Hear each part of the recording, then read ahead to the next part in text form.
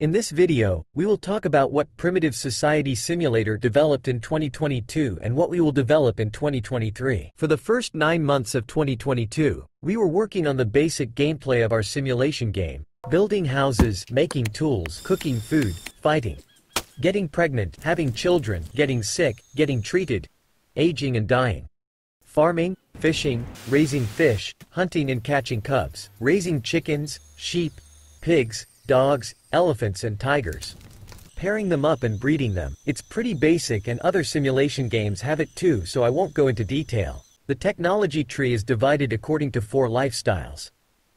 Knowledge is accumulated through labor to unlock it instead of using people to research it. I'm quite happy with this design. This design problem has troubled me for a whole year. During these 3 months from October to December, while we were fixing bugs, we also added more gameplay. First of all, food can now rot.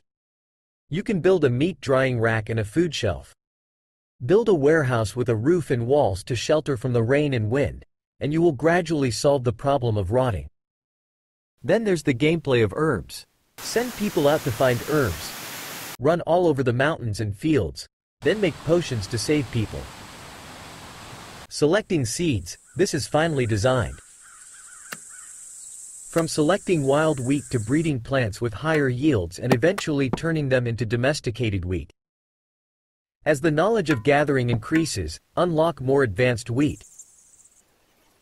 Then you can consume wild wheat and select a small number of advanced wheat seeds. This is the current gameplay of herbs. Next, knowledge inheritance. Children can become apprentices and their knowledge will increase along with their masters. Elderly people can carve spells, such as carving hunting knowledge, and other people's hunting knowledge growth will receive a buff. You can also carve oracle bone inscriptions, which are used to share technology between tribes. This will be mentioned later when talking about trade and tasks. Next, build. More playable than before, you need to plan walls and roofs. So now there are interiors.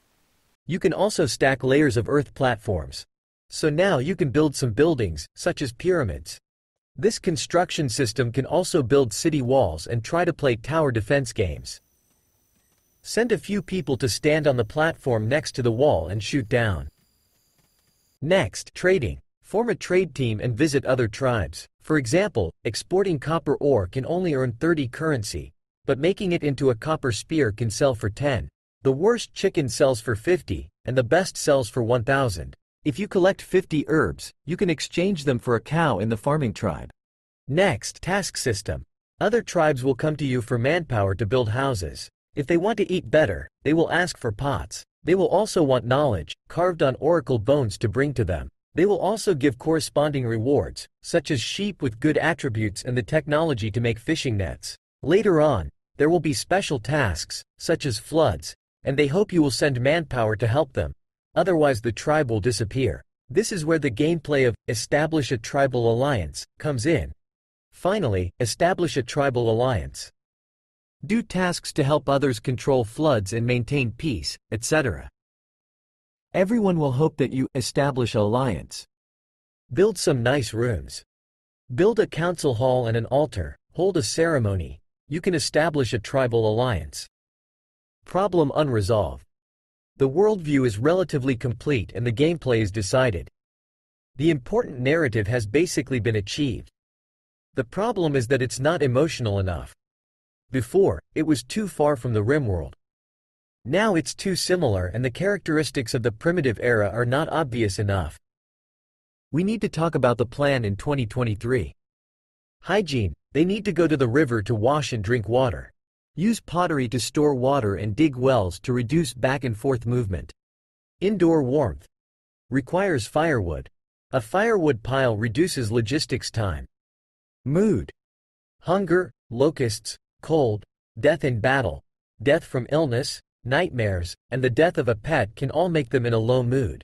When they feel bad, they will have a mental breakdown. Decorating the bedroom and making the tribe look good with murals and carpets, as well as placing sculptures in public places like squares, will help keep them in the mood. Fear of war can also lower their mood. Bone flutes, horns, and war drums will help in dealing with battlefield situations. The most important, doctors can soothe people's hearts. The higher the intelligence, the better the soothing effect. The person wearing the most gorgeous clothes will become the host for the alliance ceremony. Other improves in the plan. The narrative of establish a tribal alliance needs to be optimized. It requires a series of tasks, such as inviting other tribes to discuss this kind of thing first. In terms of combat, both gameplay and narrative need to be richer. Such as a large dinosaur with siege warfare, or another tribe come to steal food, destroy farmland and harvest wheat, steal children and women, etc. The above are the content that were developed in 2022 and the plans for 2023. If you have any suggestions, you can contact us via Discord, or leave a comment below this video. The alpha test is in progress. Welcome to join us.